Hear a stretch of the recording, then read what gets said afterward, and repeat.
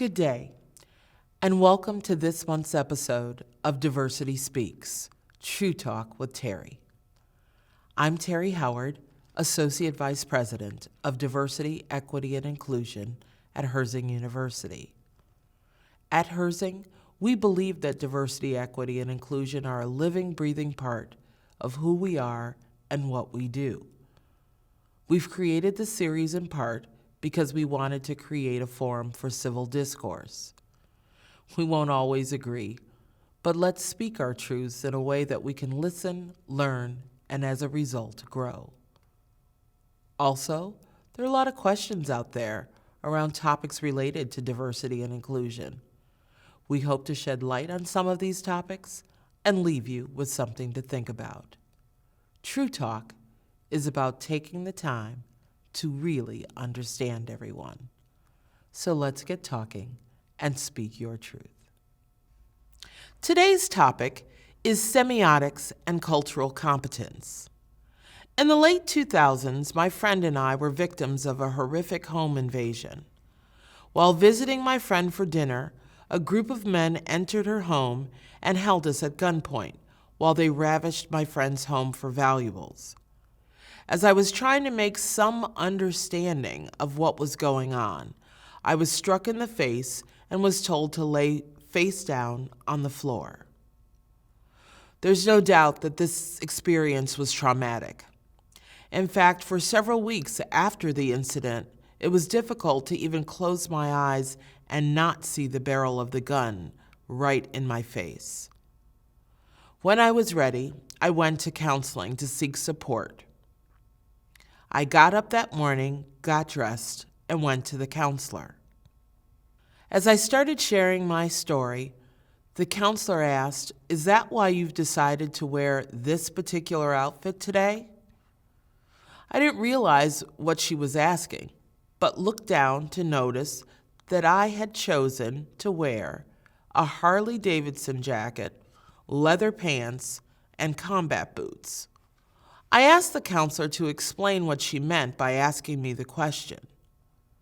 She said that I was wearing symbols, and what I was communicating is a toughness and inner strength.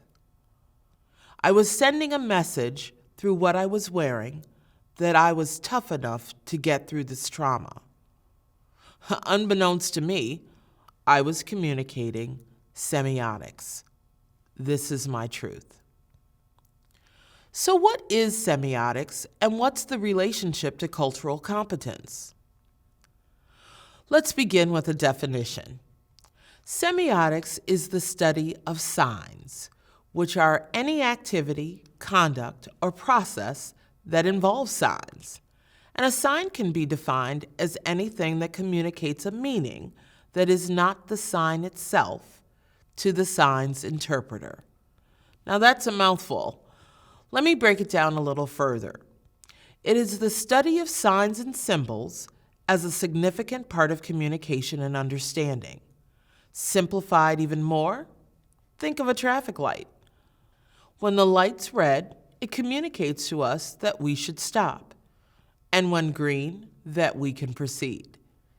It's a way of seeing the world and of understanding how the landscape and culture in which we live has a massive impact on all of us, unconsciously.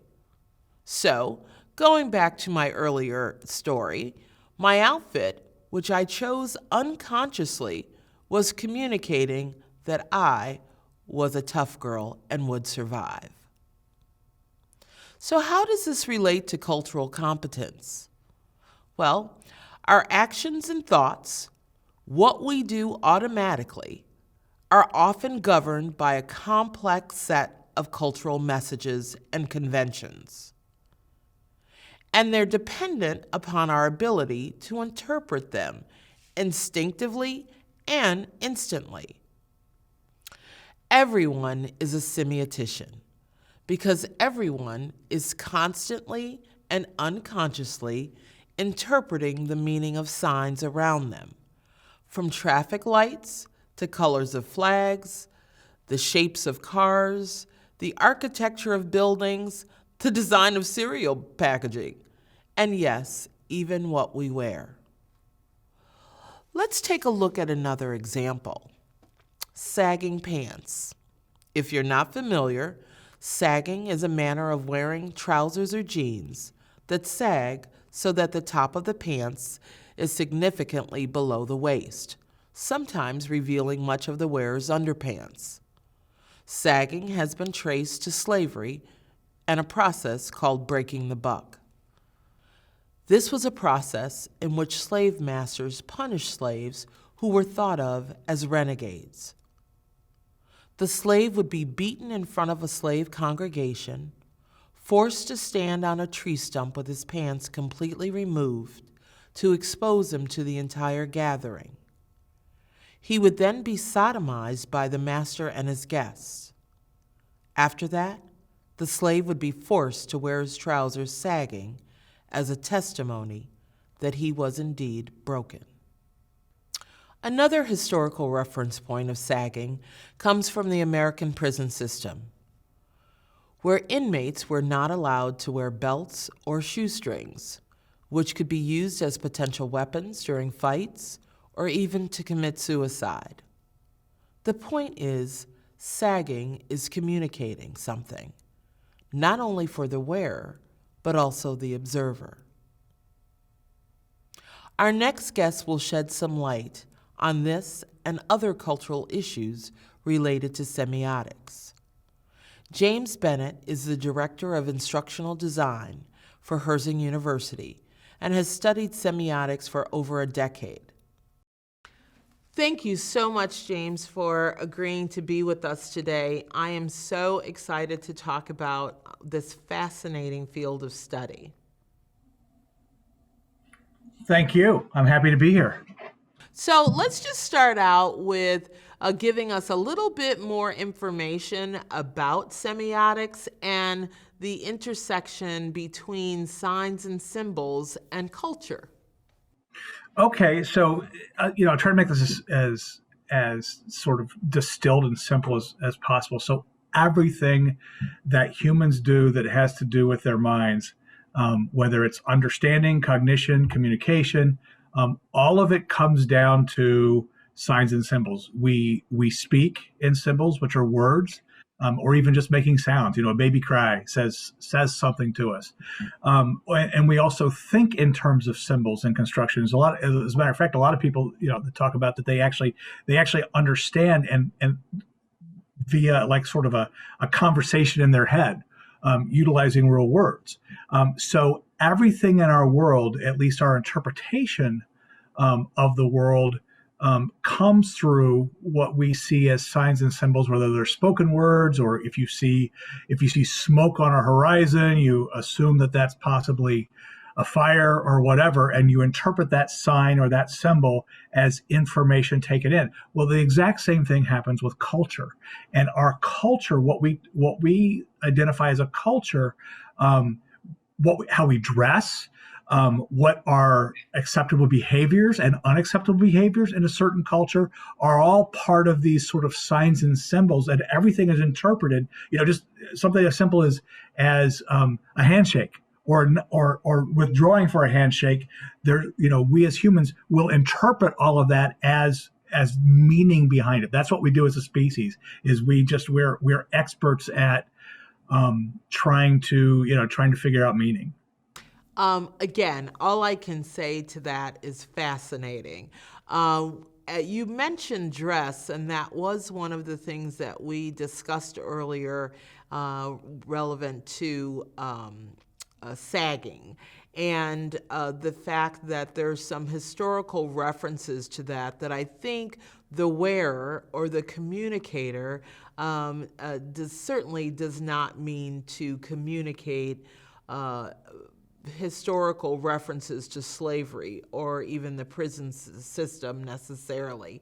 So how do those signs and symbols then get misinterpreted, right? Because we've talked about culture, but there are different culture subsets, right? So I could see that being a setup, if you will, for misinterpretation. Can you talk a little bit about that? Yeah, absolutely. Now, I'm gonna throw out a couple terms, just to throw them out there. We don't have to stick to them, but there's when you have any sign or sort of symbol or anything like that, there is what's referred to as a connotation and a denotation. So the denotation is what something really means. If I say the word, I don't know, asparagus, it literally is the label for asparagus.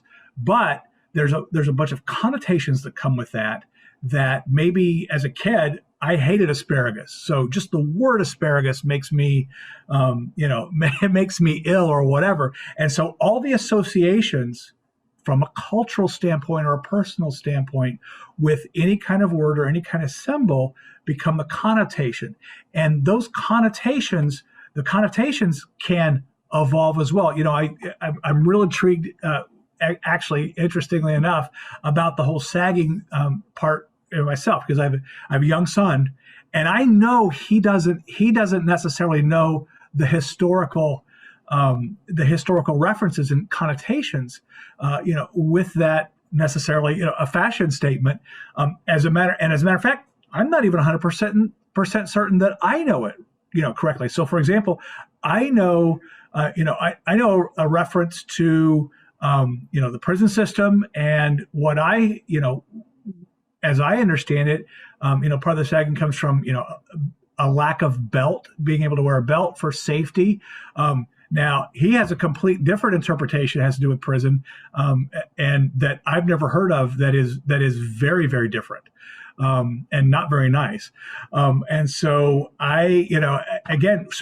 even he and I have two completely different connotations. And in his case, he likes to wear his pants low because he thinks he's emulating other people that he thinks that he thinks highly of. Interesting. We do have some questions from our audience, so I'm going to ask if the first audience member could ask a question to James to respond to. How can we become more culturally competent in understanding and appreciating signs and symbols of various groups? So that is probably the toughest challenge facing our society and facing us as individuals. What we have to do is we have to be intellectually honest, and we have to recognize that. It's the same people. It's the same reason that people argue, and they'll parse these words, and they'll spin out. Well, you said this. Well, you said that, and it's because both sides need to stop, take a breath, and go, okay, hang on a second. I may be misinterpreting what you've said as something different, and in many cases, we without even being consciously aware of it, as individuals, we will purposefully misinterpret something and dig our heels in, because we want to be right. That's quite interesting. So as we wrap up our episode today, I did just want to ask James if you have any other tutelage for us today with respect to not only understanding signs and symbols, but also being aware that they can be interpreted or misinterpreted, just depending on the individuals, the situation, or the circumstance. Anything that you would leave us with? Yeah. So I think that's just what you said is sort of the key. If there was one thing I could teach everyone in the world today, it would be to hang on a second, take a deep breath. You may not be interpreting that sign the same way someone else does. And if you were aware of that, you can save yourself a whole bunch of anxiety personally by just being aware that the systems of signs, communication, talking, what you look at, on Facebook, they're imperfect. They may not accurately convey, I can show you a picture that I may think is the most beautiful thing in the world, and because of some experience you've had or because of some culture, you think it's ridiculous or you think it's offensive. I would just say, kind of know that there's not out of all the people on the planet, not too many of them get up in the morning and say, "Oh, I just can't wait to really irritate some other people today." Instead, that a lot of stuff could just be misinterpretation. I think that is a great note to leave this conversation with. But please come back again and share additional information. I'd be happy to. Okay, thank you so much. Thank you. Bye. Semiotics is a key tool to ensure that intended meanings are unambiguously understood by the person on the receiving end. Usually, there are good reasons if someone does not understand the real intention of a message, and semiotics can help unravel that confusion, ensuring clarity of meaning. The symbols all around us provide shorthand for understanding, but we'll never get to our truths unless we look past those symbols. And looking past those symbols help us better understand each other. And the more we understand each other, the more we understand our truths. This has been quite a heavy episode, but that's our truth. And that's our show for today. Join us for our next episode of True Talk.